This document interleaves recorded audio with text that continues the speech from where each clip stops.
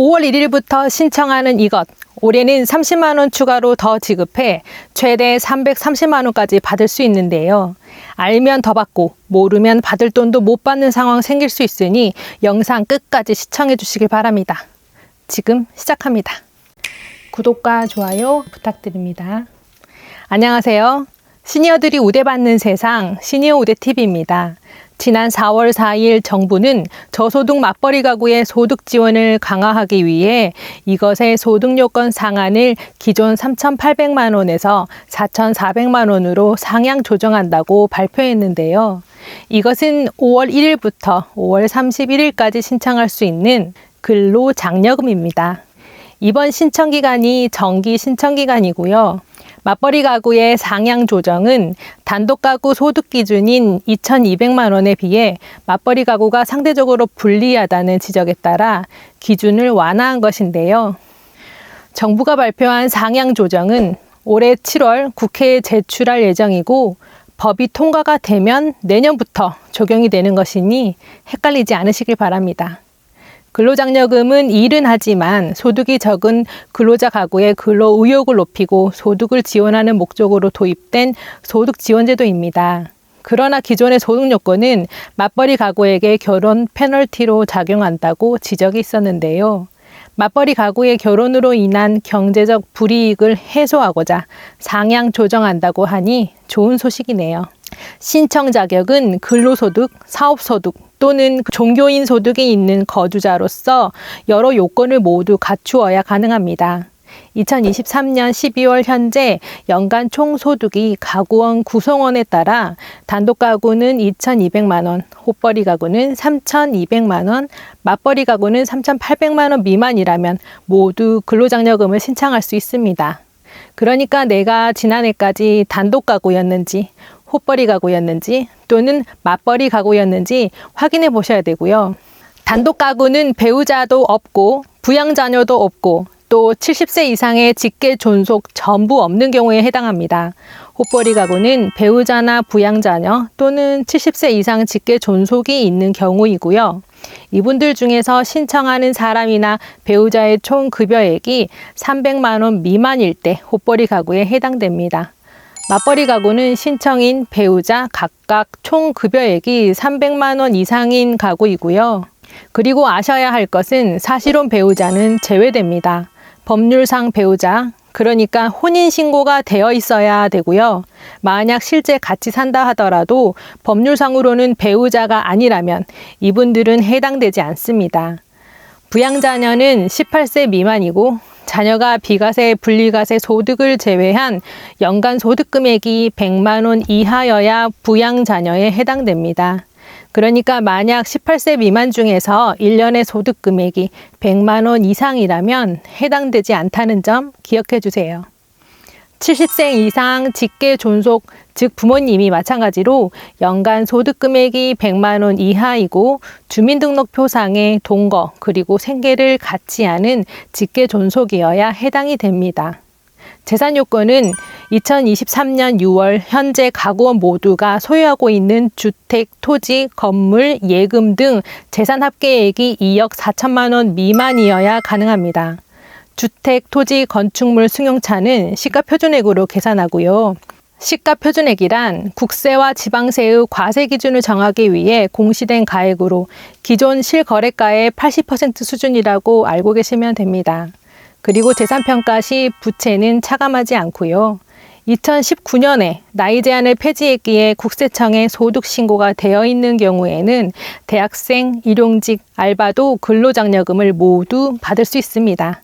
단 국세청에 신고가 되어 있지 않다면 받을 수 없고요. 또한 실업급여를 받는 경우에는 소득으로 인정하지 않기 때문에 받을 수가 없습니다. 나이 제한이 사라진 것을 모르고 신청하지 않으신 분들 있으신데요.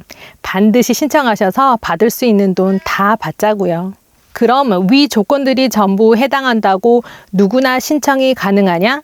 그건 아닙니다. 신청 제외자가 있는데요. 2023년 기준 대한민국 국적을 보유하지 아니한 분은 제외됩니다. 단 외국인 중에 대한민국 국적을 가진 사람과 혼인하신 분, 대한민국 국적의 부양자녀가 있는 분들은 신청이 가능하고요. 2023년 중 다른 거주자의 부양자녀인 사람은 제외입니다. 그리고 2023년 중 배우자가 변리사, 변호사, 의사 등 전문직 사업을 하시는 분도 제외가 되고요. 그리고 2023년 12월 현재 거주자가 계속 근무하는 상용 근로자로서 월 평균 근로소득이 500만 원 이상인 사람은 신청을 할 수 없습니다. 그럼 얼마를 받을 수 있는지가 궁금하시죠? 단독 가구는 최대 165만 원, 호벌이 가구는 285만 원, 맞벌이 가구는 330만 원을 받으실 수 있습니다. 단 심사 결과에 따라 신청 요건을 충족하지 못한 경우 지급 제외 또는 감액될 수 있고요. 감액되는 조건으로는 재산 합계액이 1억 7천만 원 이상, 2억 4천만 원 미만인 경우 산정액의 50%만 지급한다고 합니다. 즉 재산의 합계액 때문에 받을 수 있는 근로장려금이 반토막 날 수 있다는 말인데요. 그래프를 보시면 좀 더 쉽게 이해하실 수 있을 거예요. 단독 가구가 최대로 받을 수 있는 소득 구간은 400만 원에서 900만 원이고요. 호벌이 가구는 700만 원에서 1,400만 원 구간에 해당되면 최대 금액을 받을 수 있습니다.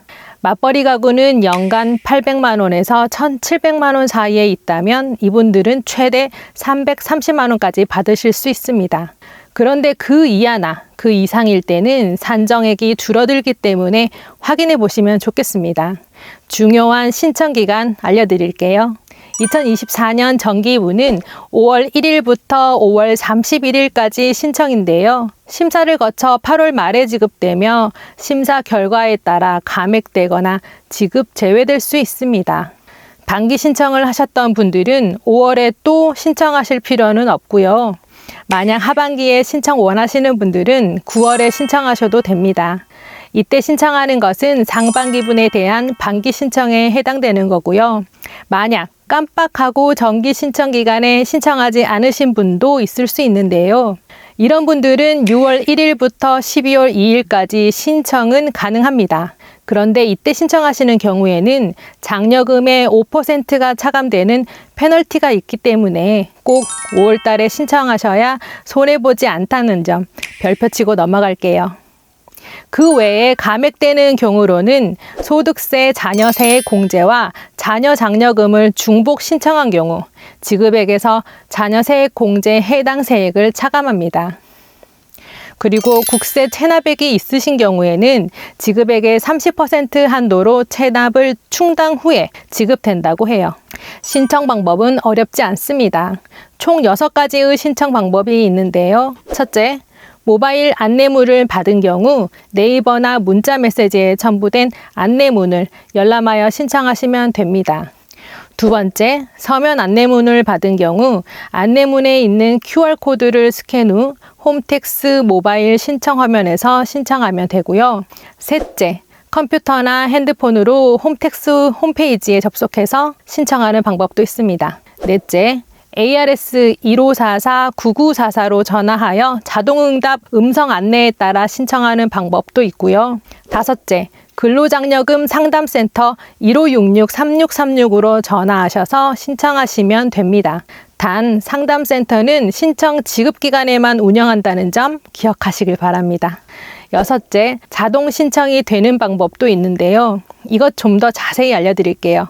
장려금 신청 대상인 60세 이상 고령자, 중증 장애인이 자동 신청에 동의한 경우에는 향후 2년 내에 신청 대상에 포함이 되신다면요. 별도로 신청하지 않아도 자동 신청이 됩니다. 자동 신청 동의는 세무서를 방문하지 않아도 되고요. 홈택스 또는 자동응답 전화 ARS 1544-9944를 이용하시거나 장려금 전용 상담센터에 전화하여 처리하실 수도 있습니다. 그리고 5월 31일까지 꼭 신청해야 하는 제도가 또 있는데요.